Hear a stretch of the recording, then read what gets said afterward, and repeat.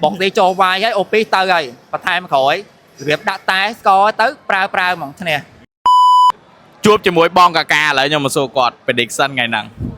បាយគាត់តែគេឈ្នះខ្លះគូ2គូចុងក្រោយ ពីគូយ៉ាងក្រោយ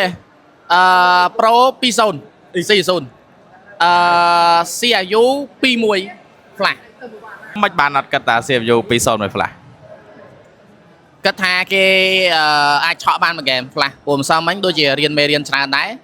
ណាមួយគ្នាឯងស្រែមួយហ្គេមទៅវាមានស្អីទេ CFU មួយ Pro មិនបងប្អូនល្អទៀត ស្រែអត់បានដោយសារតែគាត់ត្រូវការលេខ2បើគាត់ឈ្នះគាត់មានភាគរយលេខ2បើគាត់ទៅឈ្នះ Galaxy ទៀតណាអូអាចទៅតាមលេខ2បងប្អូន Galaxy សល់មកប្រកួតទៀតឯងគាត់សល់ពីប្រកួតហ្នឹងប្រកួតលើកក្រោយមួយទៀត អូត្រូវ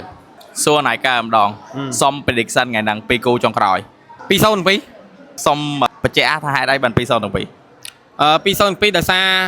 ពងដេញ top 1 អត់អាចប្រឡែងបន្ទុកបានហើយខ្ញុំជឿថាអញ្ចឹង Pro Esport តាំង Pro តាំង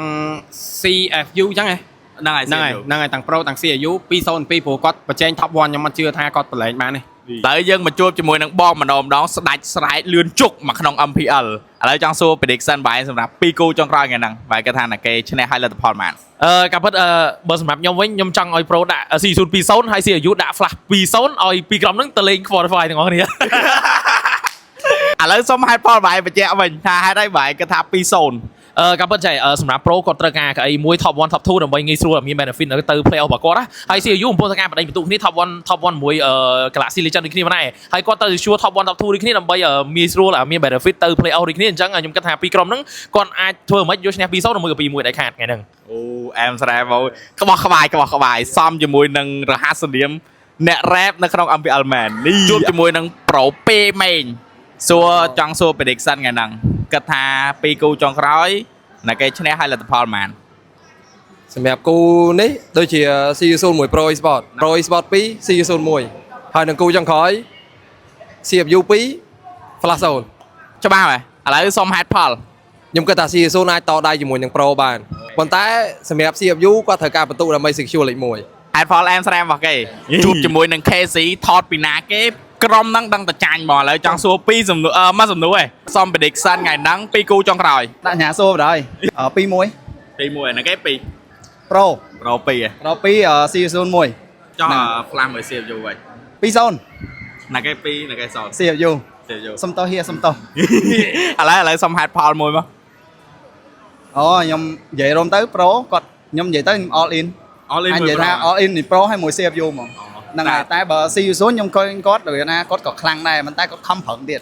ត្រូវតែយកបន្ទូហ្នឹងឲ្យបានហ្នឹងហើយ CFU តែ CFU ដឹងថាវាថាភាគរយច្រើនហ្នឹងហើយតែសុំតោះហៀស៊ីង តាំងកប៉ិតអ្នកគ្នាគាត់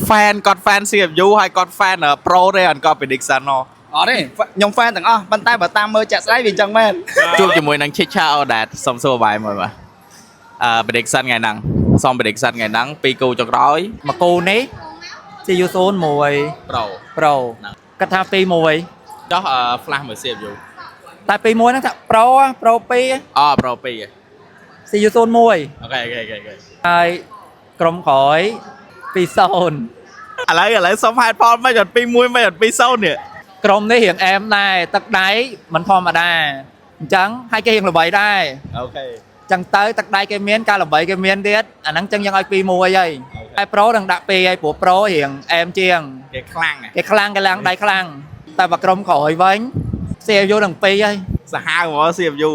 ហ្នឹងមិននិយាយដឹងអស់គ្នាហើយហ្នឹង តែឥឡូវសំខាន់នេះអុប2មួយ Boxy គេថា best duo គ្រប់គ្នាឥឡូវ ហើយព្រោះឃើញការលេងគឺ smooth សាហាវហ្មងណាអត់គេមើលមុខគ្នាគេដឹងថាកាឡាលេងមិនហ្នឹងវាយយកហ្នឹង គ្រាន់អង្គុយលើតុដឹងតែគ្នាគិតអីមកអញ្ចឹងហ្មង យ៉ាពីព្រោះបងទីចូលវាយហើយអូពីទៅហើយបន្ថែមក្រោយរបៀបដាក់តែស្គរទៅប្រើហ្មងឈ្នះមែនណាបើជឿមើលឡាយទៅដឹងហើយ អែមស្រែម